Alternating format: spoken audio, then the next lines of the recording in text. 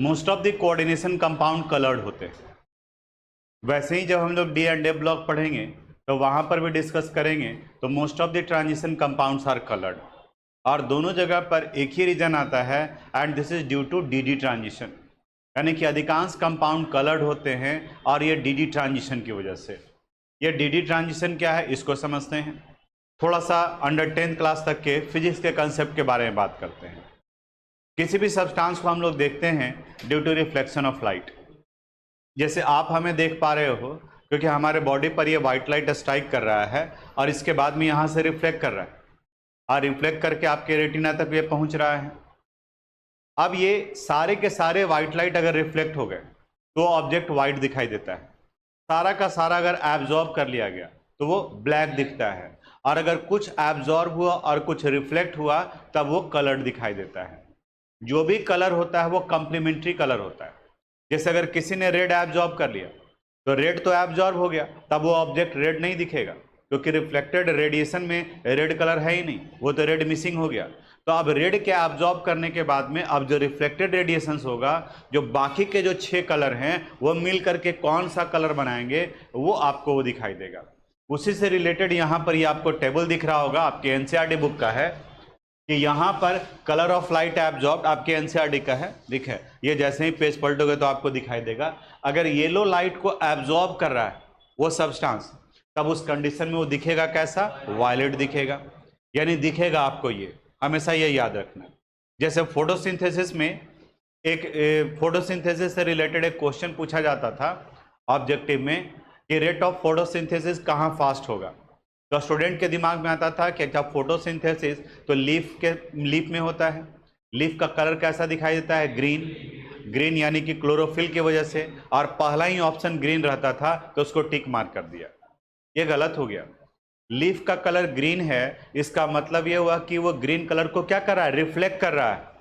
तो अगर आप ग्रीन लाइट डालेंगे तो सारा का सारा रिफ्लेक्ट हो जाएगा, एब्जॉर्ब तो करेगा ही नहीं लीफ, तो उस कंडीशन में आपका फोटोसिंथेसिस का रेट जो वो स्लो हो जाएगा। तो हमेशा ये याद रखना कि जो लाइट एब्जॉर्ब होता है उस पे कलर डिपेंड नहीं करता, उसका कॉम्प्लीमेंट्री कलर क्या बनेगा उस पे उसका कलर डिपेंड करता है।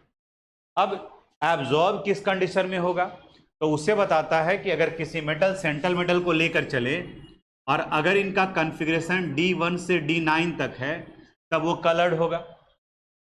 जैसे क्रिस्टल फील्ड थ्योरी बताता है कि यहाँ पर स्ट्रॉन्ग फील्ड या वीक फील्ड लिगेंड है तो 2 सेट ऑफ ऑर्बिटल होता है अगर कोई इलेक्ट्रॉन इस जगह पर है। अब जैसे ही व्हाइट लाइट इसके ऊपर में स्ट्राइक करेगा तो यहाँ से इलेक्ट्रॉन जंप करके ये दूसरे ऑर्बिटल में जाएंगे। तो the shifting of electron from one set of D orbital to other set of D orbital is called D D transition. उसी को हम लोग डी डी ट्रांजिशन कहते हैं। अब देखो इसका एनर्जी अलग है, इसका एनर्जी अलग है, तो जब इलेक्ट्रॉन यहाँ से यहाँ जंप करेगा तो जाहिर सा बात है कुछ एनर्जी चाहिए इसको, और इसको एनर्जी कहाँ से मिलेगा, व्हाइट लाइट से। अब जैसे ही व्हाइट लाइट का एनर्जी एब्जॉर्ब किया तो अब रिफ्लेक्टेड रेडिएशंस में वो एनर्जी एब्जॉर्ब हो चुका है तो वो कलर शो करेगा। कहता है कि कलर कब नहीं होगा, जब कॉन्फ़िगरेशन D0 या D10 हो, अब वैसे कंडीशन में क्या होगा, कलरलेस होगा। तो आगे हम लोग कई कंपाउंड्स डी एंड एफ में भी पढ़ेंगे। जो भी मेटल दिया हुआ है सेंट्रल मेटल का ऑक्सीडेशन नंबर लिखते हैं, इलेक्ट्रॉनिक कन्फिगरेशन लिखते हैं, और इलेक्ट्रॉनिक कन्फिगरेशन लिखने के बाद में ये देखते हैं कि उनका कन्फिगरेशन क्या है। तो अगर D1 से D9 तक है तो वो कलर्ड होगा, और D0 और D10 होगा तो वो कलरलेस होगा। D0 कलरलेस क्यों होगा, क्योंकि इसमें तो कोई इलेक्ट्रॉन है ही नहीं, तो वो जंप कहाँ से करेगा। D10 क्यों कलरलेस होगा, क्योंकि पूरा का पूरा ऑर्बिटल तो भरा हुआ है, तो अगर यहाँ से इलेक्ट्रॉन जंप करेगा तो कहाँ जाएगा, कोई जगह खाली रहेगा तब तो यानी कि पार्शियली फिल्ड डी ऑर्बिटल में ही वो कलर्ड होता है। एक और क्वेश्चन आपको एनसीईआरटी में मिलेगा कि CuSO4 और CuSO4.5H2O, CuSO4.5H2O का ब्लू कलर होता है इसलिए इसे ब्लू विट्रियोल कहा जाता है, जबकि CuSO4 व्हाइट कलर का होता है, इसे अनहाइड्रस कॉपर सल्फेट कहते हैं। तो क्वेश्चन ये पूछता है कि ये व्हाइट क्यों है और ये ब्लू क्यों है। उसके पीछे का रीजन यहां बताता है, दोनों में कॉपर के पास में पार्शियली फिल्ड डी ऑर्बिटल है, यहां भी Cu2+ है, यहां भी Cu2+, यानी इस जगह पर भी 3D9 और इधर भी 3D9, तो D9 है तब तो ये कलर्ड होना चाहिए था, D1 से D9 के बीच में आ रहा है, लेकिन ये वाइट हुआ, कलरलेस हुआ। उसके पीछे का रीजन ये बताता है कि यहाँ H2O लिगेंड के रूप में काम करते हैं, और क्रिस्टल फील्ड थ्योरी बताता है कि जब लिगेंड सेंट्रल मेटल को अप्रोच करते हैं तभी इनके d ऑर्बिटल का स्प्लिटिंग होता है, और जब d ऑर्बिटल का स्प्लिटिंग हुआ तभी तो दो सेट ऑफ ऑर्बिटल का फॉर्मेशन हुआ है। अब इस दो सेट में इनका एनर्जी अलग और इनका एनर्जी अलग, और जब तक लिगेंड अप्रोच नहीं करेगा तब तक d ऑर्बिटल के पांचों, d सबसेल के पांचों ऑर्बिटल का एनर्जी सेम होगा, और सेम एनर्जी की वजह से ही उसे डीजेनरेट d ऑर्बिटल कहा जाता है। याद आ रहा है, पिछले क्लास में बात किए थे। और जब डीजेनरेट d ऑर्बिटल है, पांचों का एनर्जी वैल्यू सेम है, तो एक से दूसरे में जाएगा तो वहां कोई फर्क नहीं पड़ने वाला है, वहां कोई चेंजेस नहीं होगा, तब उस कंडीशन में ये कलरलेस होगा। अब इतनी बात को लिखवा देते हैं पॉइंट वाइज में। लिखिए, मेटल कार्बोनिल का मतलब क्या हुआ, पहले उसको समझते हैं। मेटल कार्बोनिल वैसे कॉम्प्लेक्स को कहते हैं जहां पर सेंट्रल मेटल कार्बोनिल लिगेंड के साथ जुड़ा हुआ है, जैसे NiCO4, FeCO5, ये सभी मेटल कार्बोनिल है।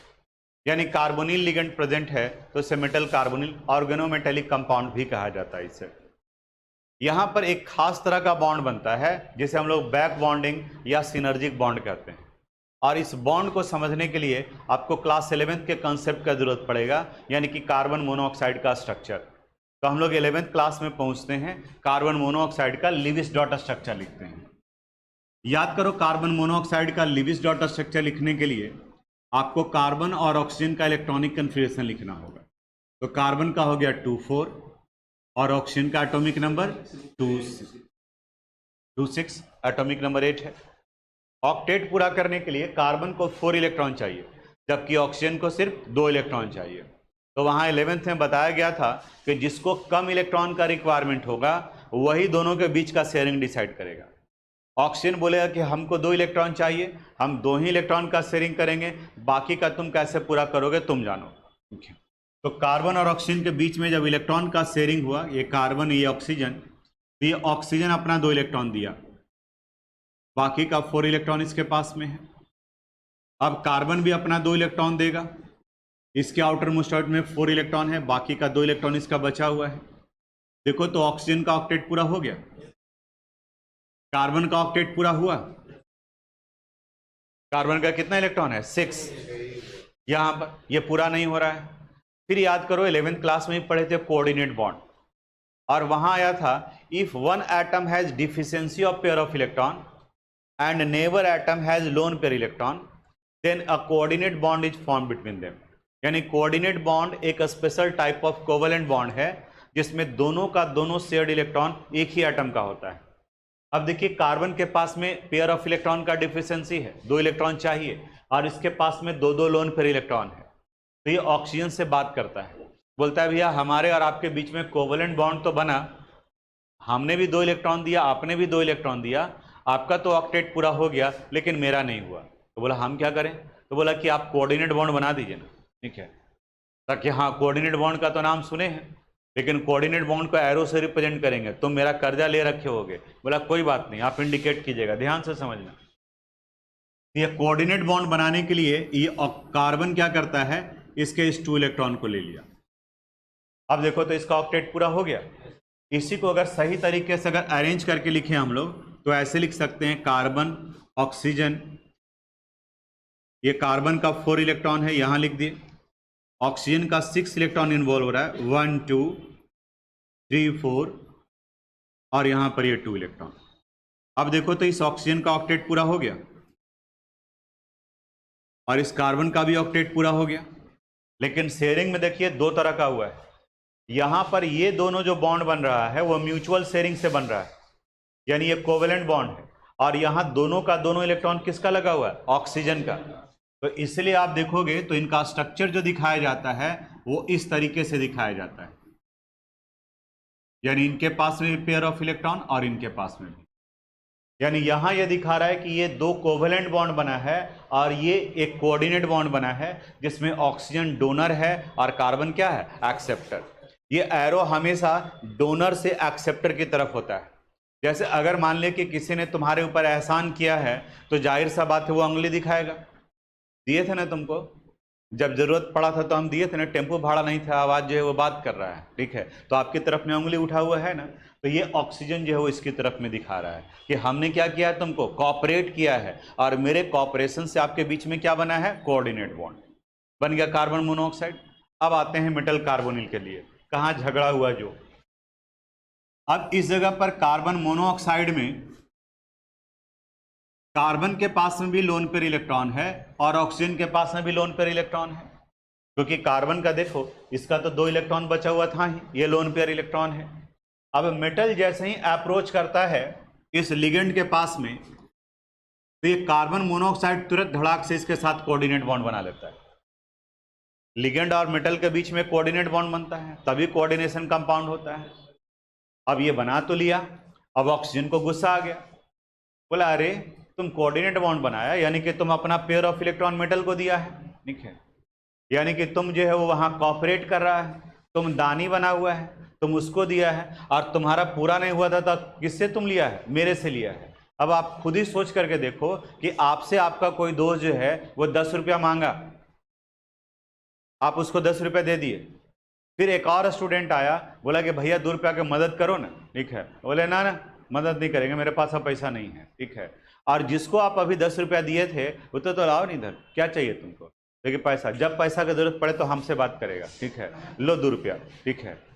अब आपको गुस्सा आएगा कि नहीं आएगा कि अभी तुम्हारे पास पैसा नहीं था तो हमसे तुम उधार लिया है, और हमसे उधार लेकर के अब तुम जो है दानी बना हुआ है, लौटाओ तो हमारे पैसा, ठीक है। 2, वही बात यहां हुआ, ये कार्बन का ऑक्टेट पूरा हुआ है कब, जब ऑक्सीजन अपना कोऑर्डिनेट बॉन्ड दिया है, अपना लोन पेयर इलेक्ट्रॉन दिया है, और इसके लोन पेयर लेकर के कार्बन बना था, तो इसको थोड़ा एहसान जताना चाहिए था कि नहीं मेरा तो खुद ही नहीं पूरा हुआ था, तो हम किसी दूसरे से पूरा किए हैं, इनके पास जाइए, इनके पास एक और पेयर ऑफ इलेक्ट्रॉन है, ये कोऑर्डिनेट बॉन्ड बना लेंगे। लेकिन बना कौन लिया, कार्बन।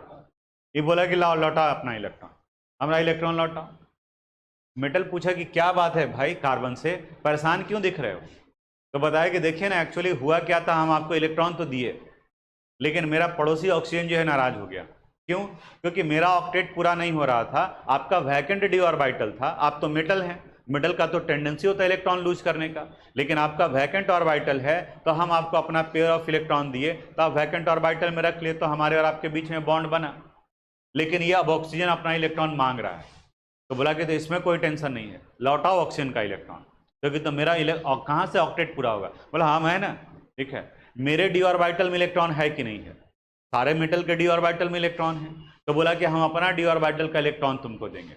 यानी कि वैसे कंडीशंस में ये बनता क्या है, मेटल और कार्बन के बीच में बॉन्ड बना, यानी यहां अपना ये पेयर ऑफ इलेक्ट्रॉन दिया, and at the same time metal भी कार्बन को अपना इलेक्ट्रॉन दिया, और ये जो ऑक्सीजन का था इलेक्ट्रॉन वो इसको लौटा दिया कि ले भैया अपना इलेक्ट्रॉन। ये तो तुम कर नहीं सकते हो, क्योंकि यहाँ पर हम दोनों का म्यूचुअल शेयरिंग हुआ है, इस बॉन्ड में तुमने 2 इलेक्ट्रॉन दिया है, तो हमने भी क्या किया है, 2 इलेक्ट्रॉन दिया है, तो यहाँ ये बना कोवेलेंट बॉन्ड। अब ये देखो एक स्पेशल टाइप ऑफ बॉन्ड हो गया, इसको बैक बॉन्डिंग इसलिए कहा गया क्योंकि इसने इसको पेयर ऑफ इलेक्ट्रॉन दिया, और इसने भी क्या किया, इसको भी पेयर ऑफ इलेक्ट्रॉन दिया, जैसे अभी नुकसान होने वाला है।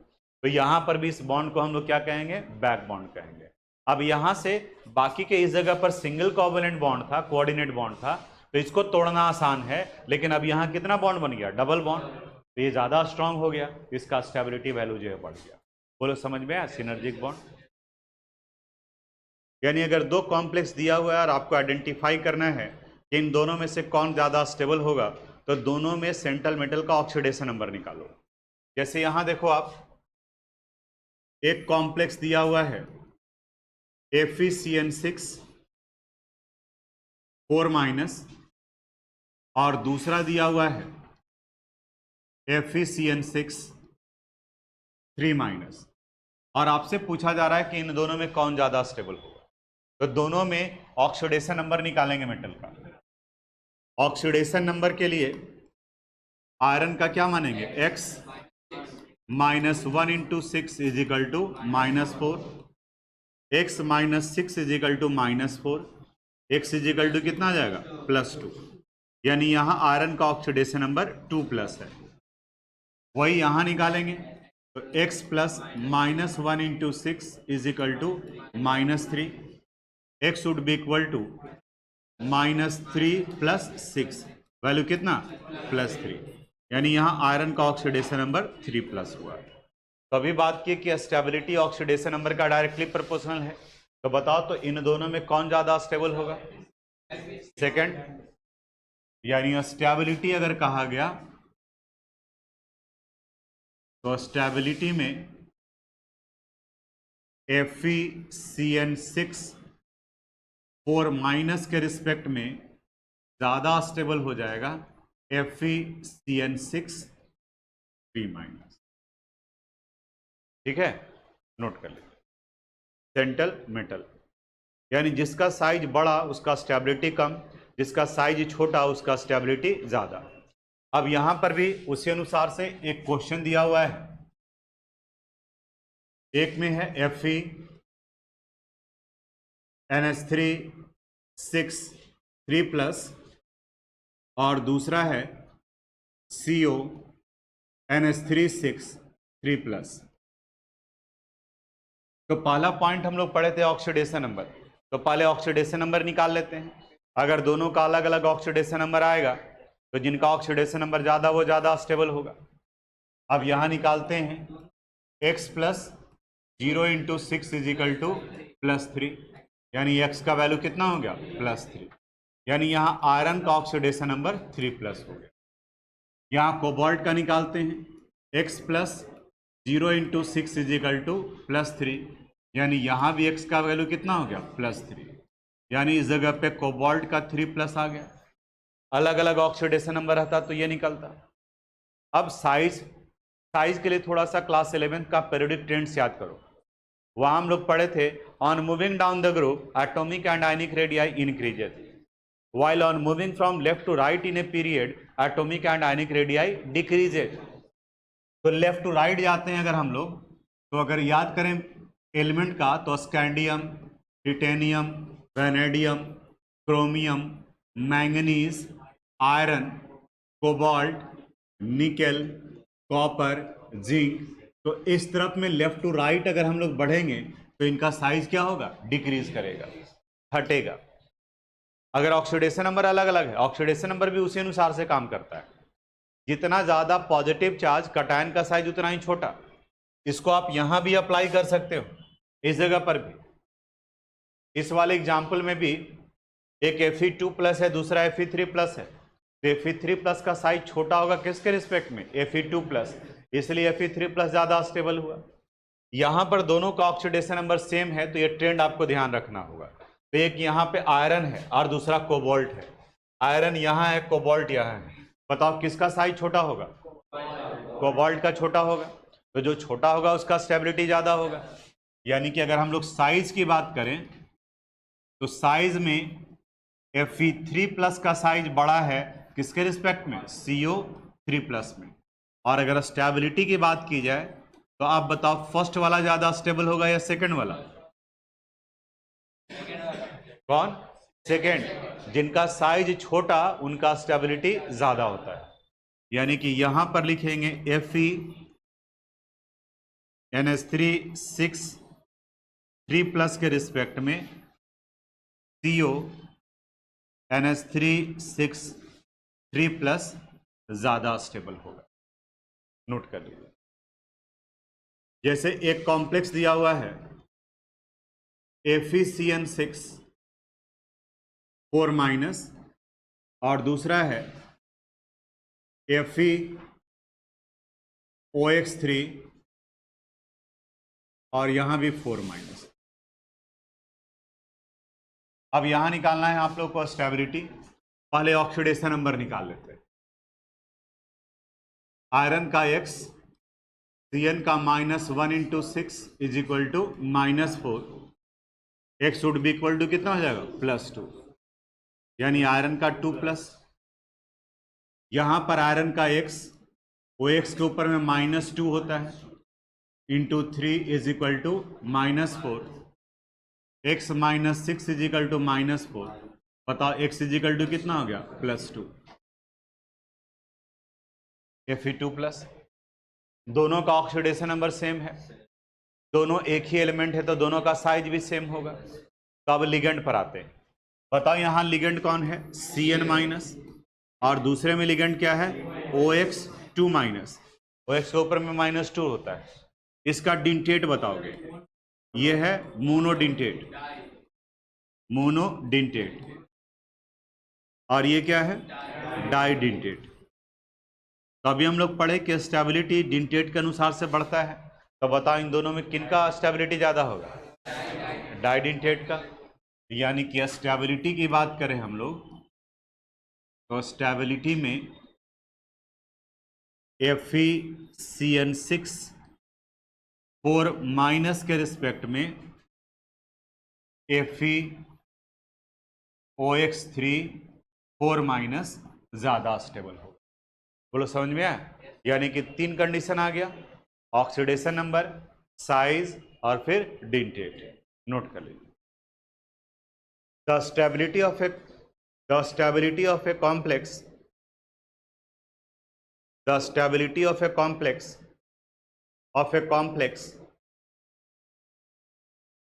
is directly proportional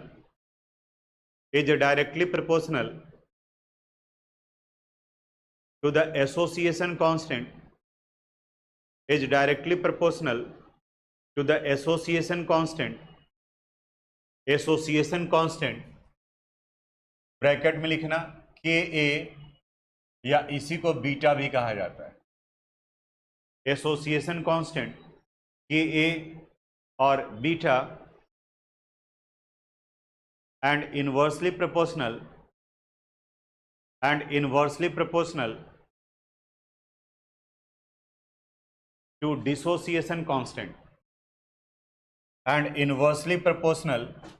to dissociation constant, bracket में Kd, डिसोसिएशन कांस्टेंट। ए हो गया एसोसिएशन और डी हो गया डिसोसिएशन। डिसोसिएशन का मतलब क्या होता है, टूटना। तो जिसके डिसोसिएशन कांस्टेंट का वैल्यू बड़ा है, इसका मतलब एसोसिएशन छोटा हो गया। तो डिसोसिएशन यानी कि तोड़ने वाला पार्ट बड़ा है तो वो अनस्टेबल होगा। Paragraph change.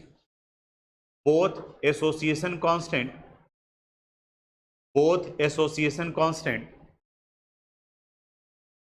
and dissociation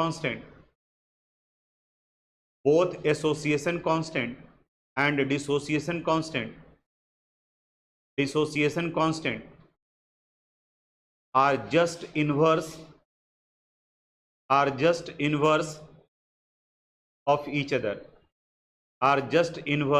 of each other, यानी यहां बताया गया कि अगर कोई एक पता है एसोसिएशन और दूसरा निकालना है डिसोसिएशन, तो ये 1/Kd हो जाएगा।